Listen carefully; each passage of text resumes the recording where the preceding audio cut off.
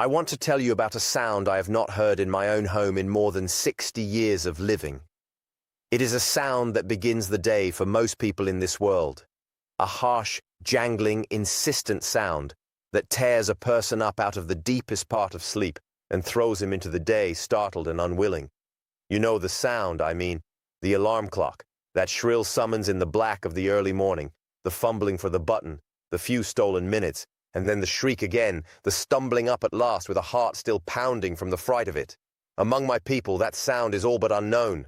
We rise early, earlier than most, and we rise on time, day after day, year after year, and we do it without any alarm at all. Our bodies simply wake us, gently, at the hour we need, and we open our eyes into the quiet of the morning feeling rested rather than assaulted. And I promise you, this is no gift we were born with that you were denied. It is the natural result of a way of living, a morning routine and an evening routine woven together that any person can take up. Let me give it to you today, and you may find that you too can throw your alarm clock in the drawer and never miss it. Now I will be honest with you straight off, for I will not sell you a false thing. There is no magic in what I am about to tell you, and there is nothing here the doctors and men of science would dispute. In fact, they would agree with every word, for what I am describing is simply the way the human body was made to work before we filled our nights with electric light and our evenings with glowing screens and confused the poor body about when it ought to sleep and when it ought to wake. Inside every one of us there is a kind of clock, a real thing wound and set by the rising and the setting of the sun. And when we live in step with that clock, it wakes us on its own, faithfully and gently. When we live against it, as most people now do, the clock falls into confusion, and then we need the harsh alarm to drag us up because our own bodies no longer know the hour. So the whole of what I will teach you is really just this: how to set that inner clock aright and how to live in step with it so that it may do for you what it did for our grandparents and wake you rested and ready every single morning. The first thing to understand, and it may surprise you, is that a good morning does not begin in the morning at all. It begins the evening before. You cannot rise easy and rested at 5 o'clock if you are awake and busy and staring at bright lights until midnight. It simply cannot be done, and no amount of willpower in the morning will make up for a poor evening. So we must start with the night. And the great secret of our nights, if you can call so plain a thing a secret, is that we let the darkness come. When the sun goes down and the evening deepens, we do not flood our homes with bright light to hold the night at bay. Our homes grow dim in the evening, lit softly by lamp and by candle, and that soft dimness is a signal to the body, an ancient and powerful signal that the day is ending and sleep is coming. For inside the body, as the light fades, there begins to rise a kind of tide, a substance the body makes only in dimness and darkness that carries a person gently down towards sleep. Bright light stops that tide cold, and so when a person sits in a brightly lit room, or worse yet, stares into a bright glowing screen right up until the moment he wishes to sleep, he's been holding back the very tide that would have carried him under, and then he lies in bed and wonders why sleep will not come. Let the darkness in.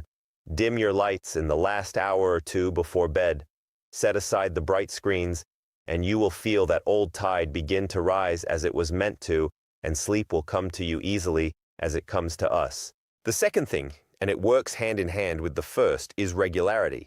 We go to bed at nearly the same hour every night and rise at nearly the same hour every morning, and we do it 7 days a week, not 5.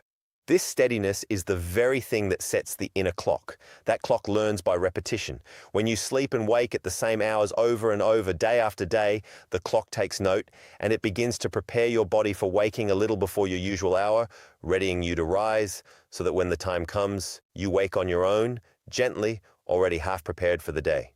But when your hours jump about, late one night and early the next, sleeping in on the rest days and dragging yourself up on the work days, the clock never learns the pattern, because there is no pattern to learn, and so it cannot wake you, and you are left to the mercy of the alarm. If you take away only one thing from all I say today, let it be this: choose your bedtime and your rising time, and hold to them faithfully, every day, weekends and all, for a few weeks, and watch what happens. Your body will begin, on its own, to wake you at that hour. It is one of the most reliable things in all of nature. Now let me speak of the morning itself, and the first great pillar of it, which is light. The moment we rise, we seek the light of the morning. In the warm months, this means stepping out of doors into the early sun to begin the morning's work. And even in the cold and dark of winter, it means lamplight and the coming dawn and being up and about as the sky pales in the east. This morning light is the other half of the inner clock's setting. Just as the evening darkness tells the body that night has come, the morning light tells it, powerfully and unmistakably, that the day has begun, and it shuts off that sleep-bringing tide and sets the clock's start for the day. And here is the wonder of it. The morning light you take in today does not only wake you now, it reaches forward and sets the timer for tonight, causing that sleepy tide to begin rising at the right hour this coming evening, so that you will grow tired at a good bedtime and sleep well and wake easy again tomorrow. Light in the morning and darkness at night, taken together day after day, are the two hands that wind the clock. So when you rise, do not linger in the dim indoors. Get yourself into bright light. The brighter and more natural, the better, as soon as you can. Open the curtains wide. Step outside if you are able, even for a few minutes, even in the cold. That light is medicine, and it is free. There is a third pillar to our mornings, and it is perhaps the most important of all. Though it is not about light or clocks or sleep at all, it is about having a reason to rise. Among my people, when the morning comes, there are animals waiting to be fed and milked. There are chores that will not wait.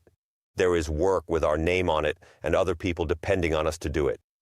There is a cow that will be in pain if she is not milked, chickens to be let out, a fire to be laid, a family to be fed. And I tell you truly, it is far easier to rise from your bed when something living needs you and something worthwhile waits to be done, than when the day ahead holds nothing but a snooze button and a slow, reluctant slide into obligation. Purpose pulls a person out of bed the way nothing else can. Now, you may not have cows and chickens, and I do not say you must get them, though a person could do worse, but you can give your mornings a purpose. You can have something you rise early to do that matters to you, a piece of quiet work, a walk, a prayer, a task begun before the world is awake and clamoring. When the morning holds something you actually wish to get up for, rising becomes a gladness rather than a battle. The alarm clock is loudest, I have noticed, in the homes where the morning holds nothing a person truly wants. And let me tell you of the character of our mornings, the feel of them, for it is very different from the frantic morning most people know. And I think once you taste the difference, you will not want to go back. Because we rise early and unhurried, our mornings are slow and peaceful things. There is no scramble, no racing against the clock, no gulping of coffee while half-dressed and dashing for the door. We are up before we need to be, and so the morning has room in it to breathe. There is time to sit a moment in the quiet before the day's labor, time to look out at the coming light, time to eat a proper breakfast sitting down, together, unhurried, time for a word of prayer and a moment of gratitude before the work begins. That unhurried quality is not a small thing. A morning begun in peace tends to make a day carried out in peace, and a morning begun in a frantic scramble tends to make a day of frayed nerves. When you wake naturally, a little before you must, you give yourself the great gift of an unhurried morning, and that gift colors the whole of the day that follows. The alarm clock does not merely wake you harshly, it wakes you late, at the last possible moment, and thereby robs you of that peaceful margin and sets your whole day off at a run. Let me draw the threads together into a plain routine you might follow. So this is not merely fine words, but something you can begin this very night. As the evening comes on, let your home grow dim. In the last hour or two before bed, set aside the bright screens, lower the lights, and let the day wind down gently, perhaps with quiet talk, a book by soft light, some small handwork, a bit of prayer. Go to bed at a set and reasonable hour, the same hour each night. Keep your sleeping room dark and cool and quiet, for the body sleeps best in the cool and the dark. Then rise at a set hour each morning, and the very first thing, seek out light, throwing wide the curtains and stepping out of doors if you can. Have something waiting for you in that early hour that is worth the rising, some work or practice or quiet pursuit that matters to you. Move your body a little as you begin, for gentle motion in the morning helps to wake you fully. Eat when you are hungry, sit while you eat, and let the morning be unhurried. Hold to these same hours faithfully, weekdays and rest days alike, and give it 2 or 3 weeks of steadiness before you judge it.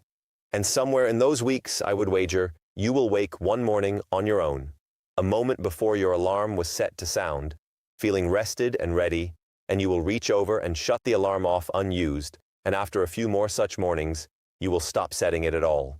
There are a few things that work against a good night and a natural waking, and it is worth naming them plainly so you may set them aside. The first is the strong drink of the modern day, the coffee and the strong tea and the fizzing cola taken in the afternoon and evening. That which quickens a tired body has a long reach in the blood, far longer than most folks realize, and a cup taken at the supper hour can still be at its quiet mischief at bedtime, holding the door against sleep even in a person who feels ready to drop. If you must have such things, take them early in the day and let the afternoon and evening be free of them, and you may be astonished how much more easily sleep comes. The second is the heavy meal taken late. A body set to digesting a great supper near to bedtime is a body kept working when it ought to be resting, and the sleep that comes on a too full stomach is a poor and restless sleep. We take our largest meal earlier in the day and let the evening meal be lighter, and we do not eat right up against our bedtime, and the body thanks us for it with deeper rest. And the third thing to set aside is the notion that strong drink of the other kind, the kind that makes a man drowsy, is a friend to sleep. It is not. It may push a person down into sleep quickly, that is true, but it troubles and shallows the sleep that follows and often wakes him in the small hours, and he rises the worse for it. The natural tide of sleep needs no such help, and is only harmed by it. Now I have spoken much of the sun and the light, and a fair-minded person living in the far north or in the depth of winter may say, "But grandfather, my mornings are black as pitch for months on end, and there is no sun to rise into." This is true, and I will not pretend otherwise, for our own winters are long and dark, and the morning chores begin well before any light shows in the sky. But the principle holds even so, and here is how we live it. In the dark mornings we make our own light, and we make it bright, and we make it soon, kindling the lamps the moment we rise so that the body receives its waking signal even before the true dawn comes. And then, as soon as there is any light in the sky at all, we are out in it, letting even the pale gray light of a winter morning do its good work. For even that dim daylight is far brighter and far more powerful in its effect than any lamp within doors, brighter than it seems to the eye, which is easily fooled about such things. And we hold all the more faithfully to our steady hours in the dark months, precisely because the sun cannot help us keep them, so that the inner clock, deprived of the sun's strong setting, may still keep good time by the sheer force of our regularity.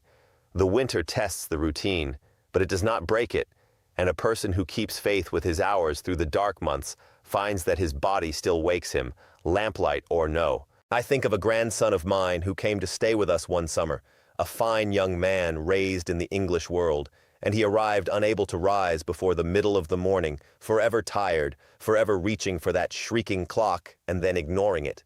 The first few days on the farm were hard on him. I will not pretend they were not. But the farm has its own way with a person. The light came in early, and there was no shutting it out. The work called, and the animals would not wait. The evenings were quiet and dim, and there was nothing to do at midnight but sleep. And within 2 weeks, without any lecture from me, without trying at all, that boy was waking on his own at 5:30, bright-eyed and ready, wondering aloud how it had happened. It had happened because his body, given the chance, remembered what it had always known and slipped back into the ancient rhythm as a stream slips back into its bed after a flood. When he went home at summer's end, he wrote to tell me he had left his alarm clock unplugged in a drawer and had not needed it since. That is the whole of my point, told in one young life. The ability was never lost. It was only buried under a way of living that worked against it, and the moment that way of living changed, the ability rose back up on its own. Now I must give you one honest and important caution, and I would not be dealing squarely with you if I left it out. Everything I have told you is the natural way the healthy body keeps its rhythm. And for most folks, living against that rhythm is the whole of their trouble, and living in step with it will set them right. But there are some people who suffer from a true disorder of sleep, a real affliction of the body, that no routine alone can mend. If you keep good hours and let in the darkness at night and the light in the morning, faithfully for some weeks, and still you cannot sleep, or still you wake exhausted, or you snore terribly and wake gasping, or a heaviness of sleeplessness lies on you that you cannot shift, then I ask you please to see a doctor, for that may be something more than habit, something that wants proper care. The routine I've given you is a wise and healthful way to live, and it will help nearly everyone. But it is not a cure for every ailment, and a person with a real sleep trouble deserves real help. Do not let my words keep you from a doctor's door if your body is truly telling you that something is wrong. Wisdom and care go together, and the old way has never had any quarrel with getting proper help when a body needs it. My grandfather, who taught me nearly everything I know of the old ways, was the first to send for the doctor when a thing was beyond home remedy, and he saw no contradiction in it, nor should you. Live by the natural rhythm, and it will serve you well and spare you much, but keep the good sense to know when something wants more than a routine can give. But for the great many of us whose only trouble is that we have lost step with the ancient rhythm, whose nights are too bright and whose hours are too scattered and whose mornings hold too little worth rising for, the old way is a homecoming. It asks nothing you cannot give, it costs no money, it requires no pill and no gadget.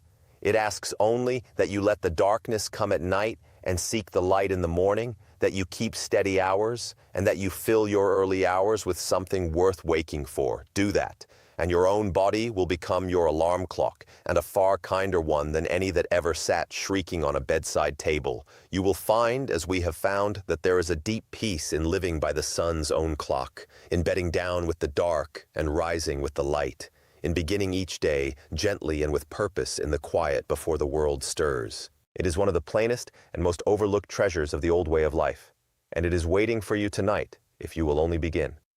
If this is the kind of good, old, useful wisdom you have been hungry for, the kind that makes you a little more capable and a little more at peace and connects you back to the good sense of the ones who came before us, then stay here with me. There is a great deal more where this came from, and I aim to bring it back to you, one piece at a time. Subscribe, and we will keep remembering the old ways together, because some of the most precious things we ever knew are the simple ones we let ourselves forget, and the gift of waking rested and unhurried with the rising light is surely one of them.